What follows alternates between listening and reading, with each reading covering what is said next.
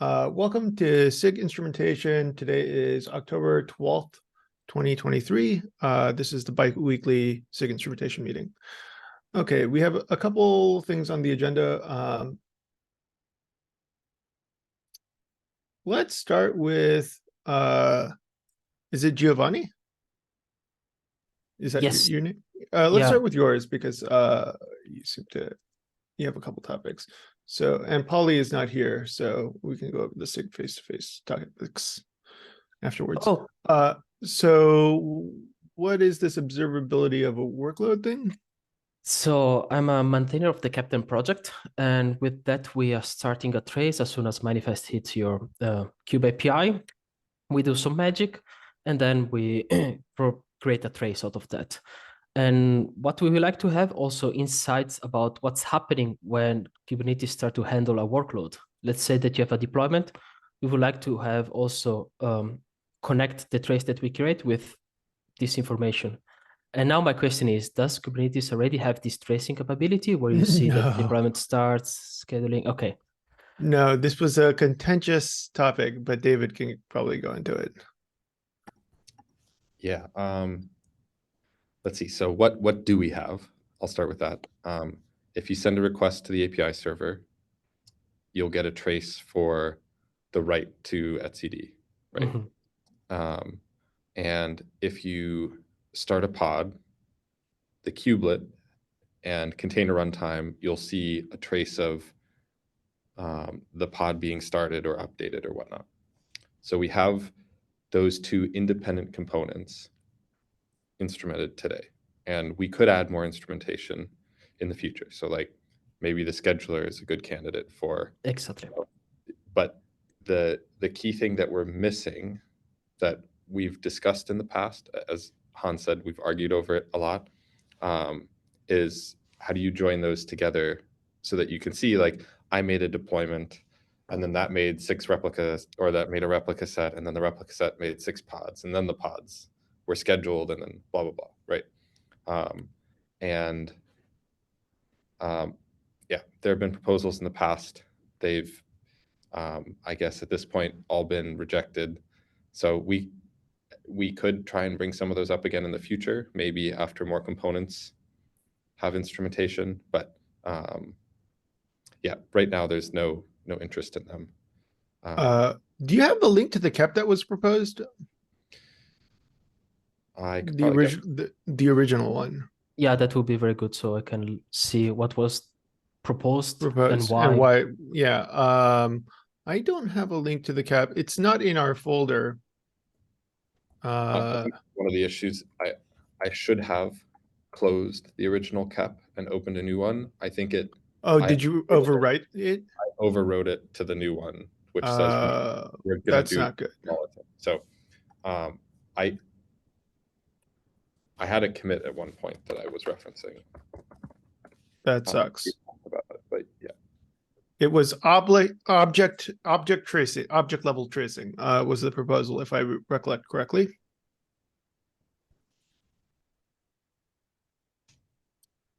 And it was, so if I, like, from recollection, the reason why it was contentious is because there can be a number of different things which cause a change to like a pod or a deployment.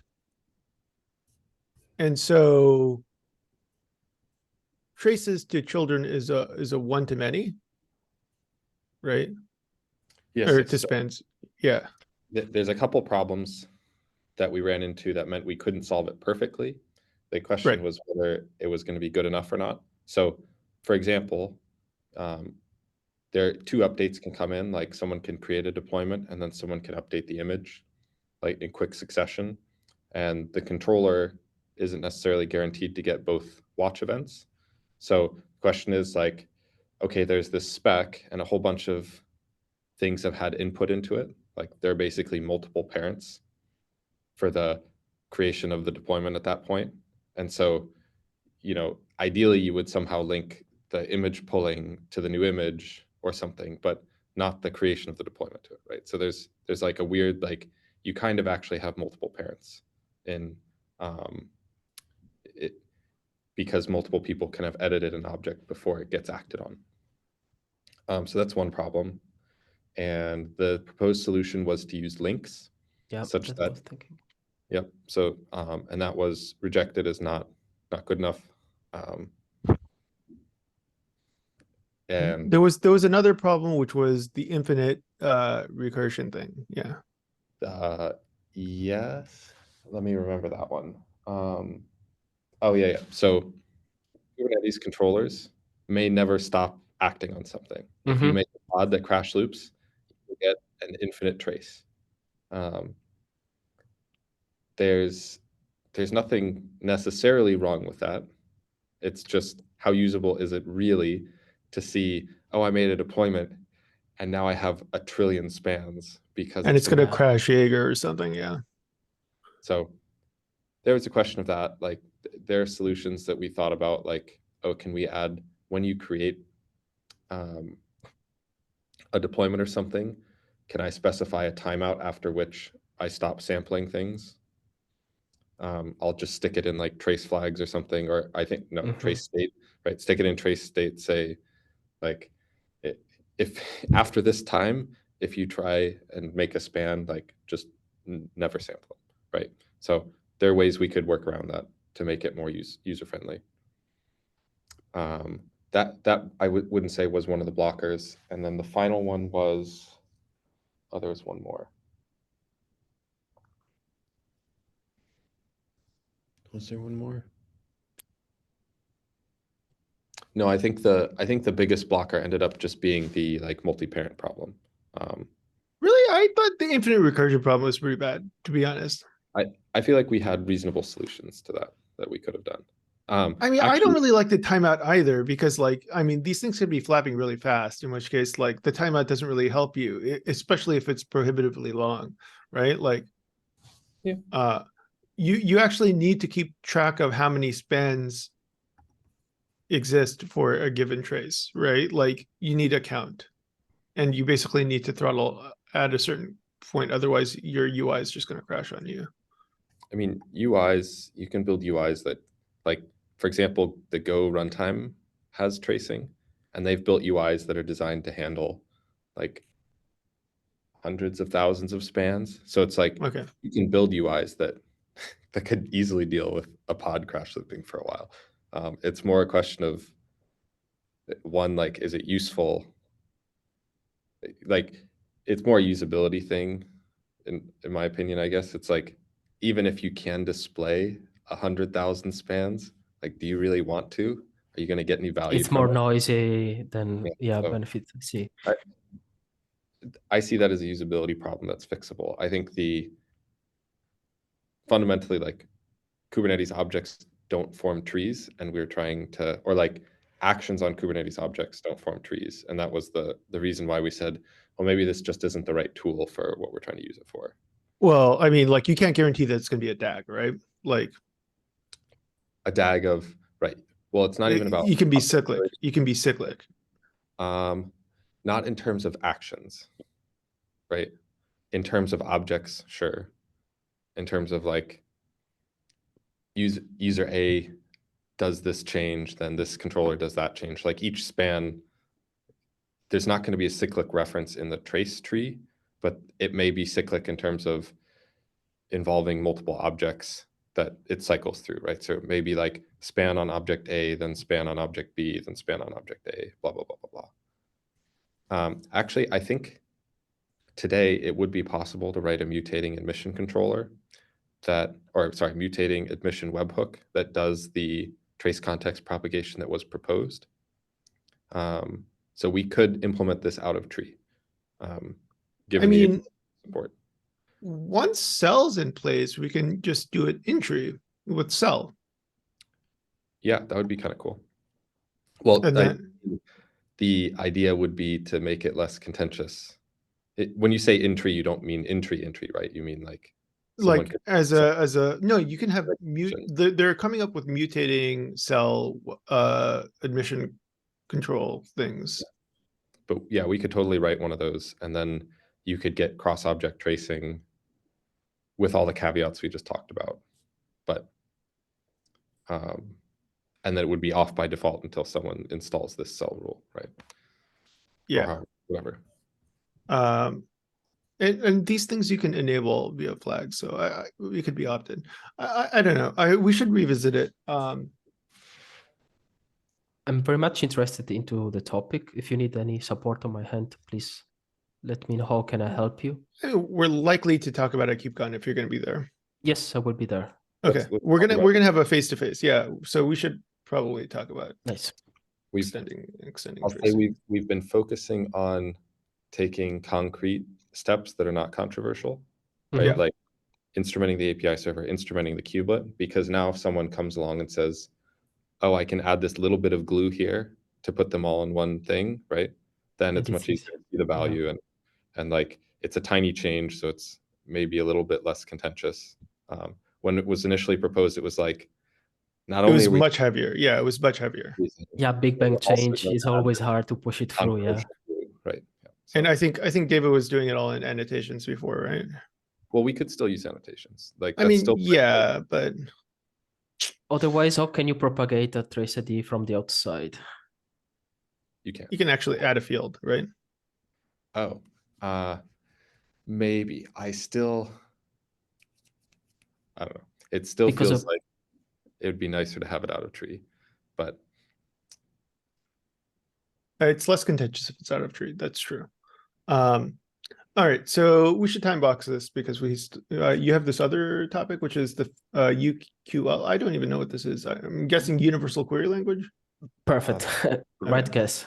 So I was reading through the agenda today before joining, and I saw that the 31st of August, there was this idea of supporting multiple metric API providers.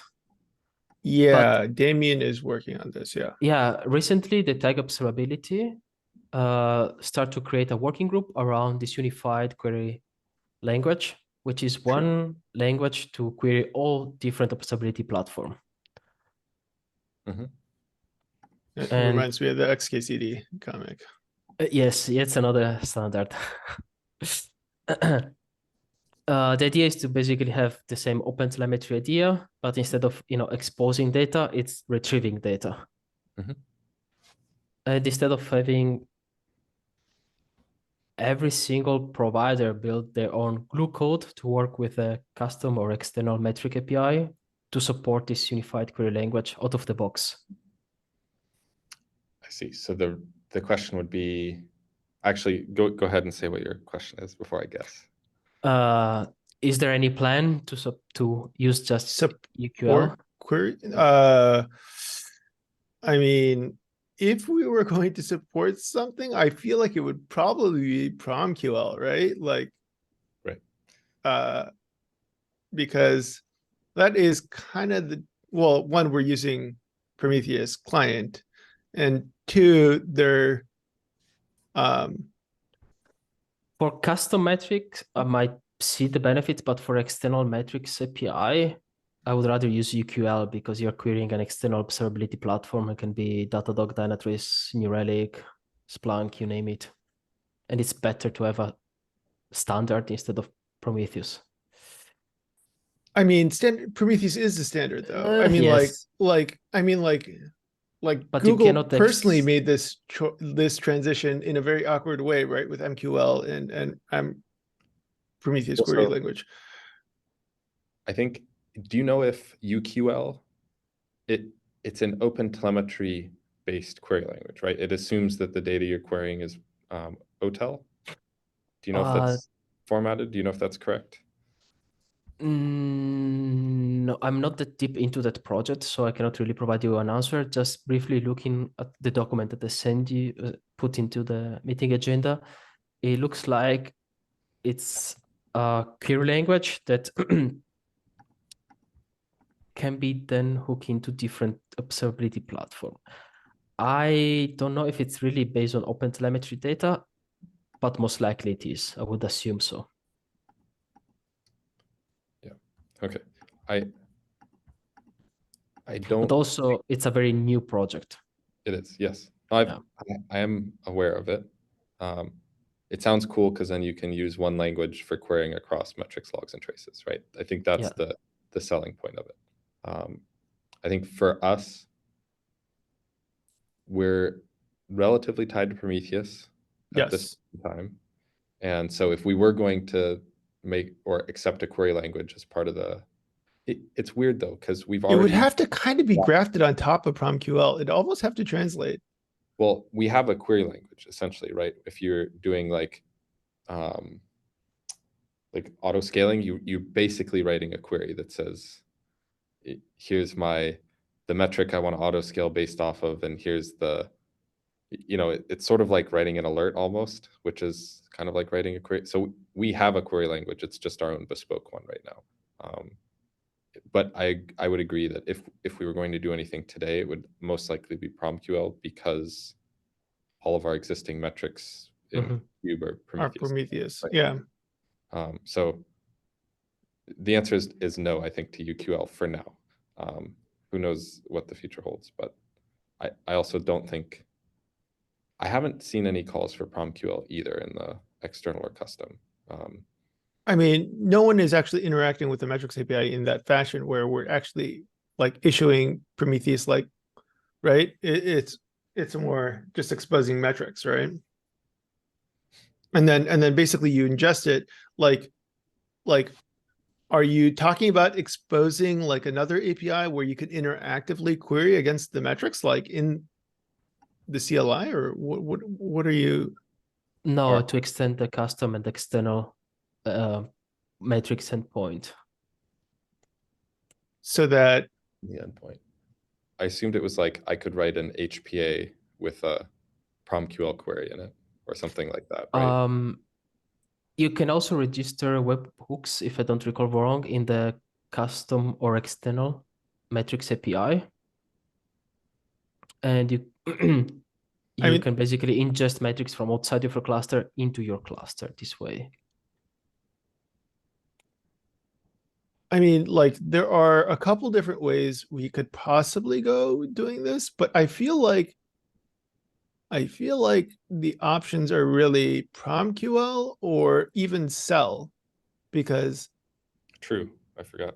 yeah, because Cell is like a thing, right? And it is increasingly taking over the Kubernetes ecosystem, and would probably want to be consistent, right?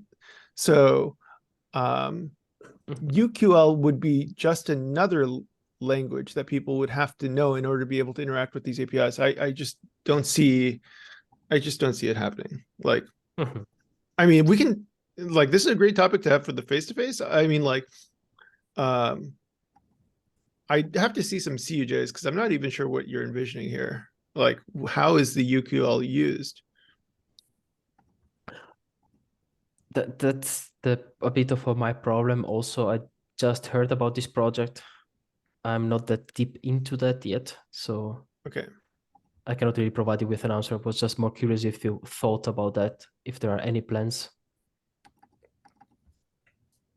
No plans right now. No plans, but I mean, like, you're welcome to write a cap. I mean, we're always interested in people extending stuff. But like, my gut instinct is that we would be much more inclined towards PromQL and Cell, just because of the existing ecosystem, if that makes sense. Yeah, totally. Yeah. All right, so that's cool. We actually have some topics for the face-to-face. Like, we have 25 minutes in our face-to-face, and I was thinking we should probably try to set the agenda for what we're going to be focusing on over the course of the next year. It's always been kind of good to establish like a 1 year, 3 year, 5 year plan or something at these KubeCons, and like get people on the same page and moving in the right direction. What do you think? As a topic, yeah, I think. Yeah.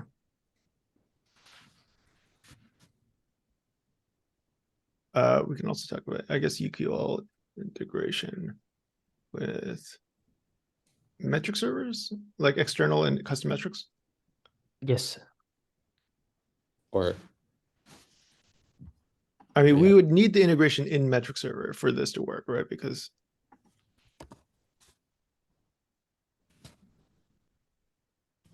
I would try and, if we can, come up with a user-focused way of like, what's the thing that's missing today that could be improved? I don't know if it's, Yeah, CUJs would be helpful.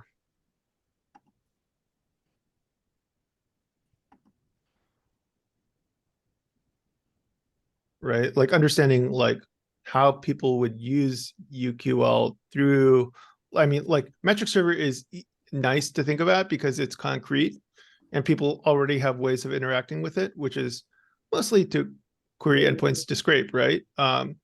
So like how would they use UQL to filter like metrics so that they could get smaller payloads? like, I Is would it imagine, mostly a filtering mechanism? It's mainly like if I want to, so let's say that I have my cluster observed with my observability provider. So the metrics are pushed towards an external service, are stored somewhere else. And I want to make a scaling decision based on these metrics that are living outside of the Kubernetes cluster. Sure. And now I need to write a special plugin for Datadog, one for Dynatrace, one for Splunk, one for Lightstep, and so on and so forth. And instead of doing that, you write that in a single language, and then you configure where these metrics are coming from. So it's easier to switch your observability platform.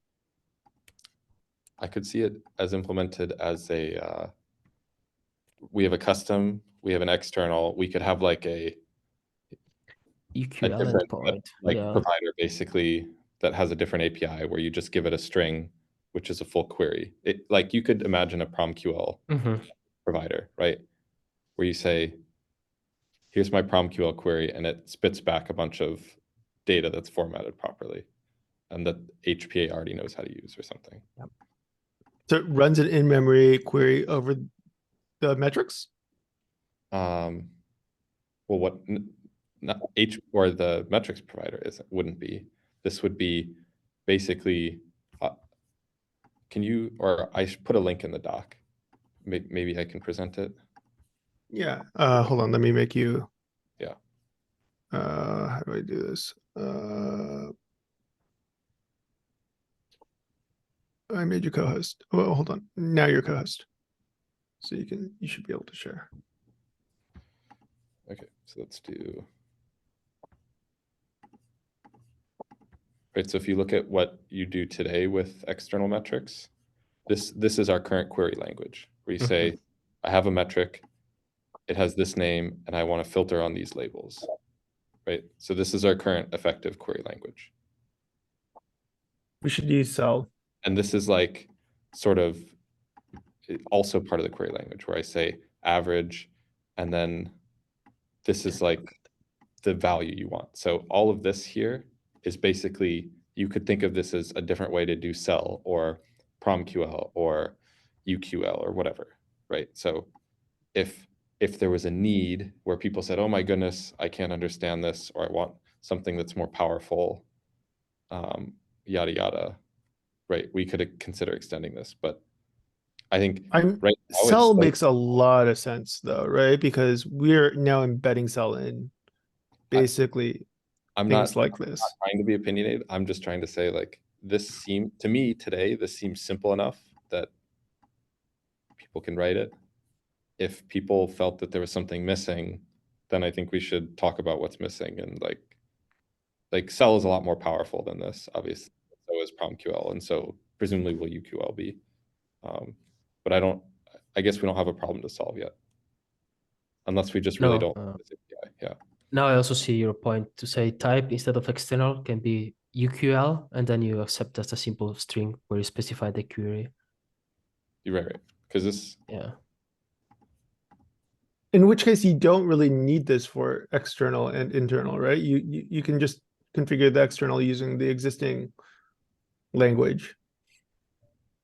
Well, external. Which is this. Yes, right. We could use cell instead of. Instead of this would be great. Or yeah. we could use UQL instead of this, right? I mean, my inclination is cell just because of the direction of the community. But yeah, very well, maybe correct. Right? I mean, like people are going to be writing webhooks using cell. But not many people webhooks, right? Huh? Like I agree. Cell is nice, and I also like PromQL, and I'm sure UQL will hopefully be usable. Yeah, I like PromQL too. And most people are pretty comfortable with PromQL. Right, but it would be weird to like. It's each of these seems tied to a particular data format, right? Like presumably like PromQL is going to be really great if your backend is Prometheus, and otherwise it probably won't be that useful, right? So if UQL is great if your backend is OTel or it's OTel compatible, say, then like yeah. I mean, Anyways, there is some argument about like whether or not we should convert all of our libraries to OTel. Yeah, it's stable now. I mean, that is also on the table. And In which case, there would be more argument for that, right? The bridge is fully merged now, so it's like it's there and we can try it out. I am a little bit reticent to do it because our metrics are so stable at this point. Yep. And I feel like there's almost nothing but downside to converting over to. Before I propose anything, don't worry. Huh? I'll save you a bunch of memory somewhere, and you'll be happy.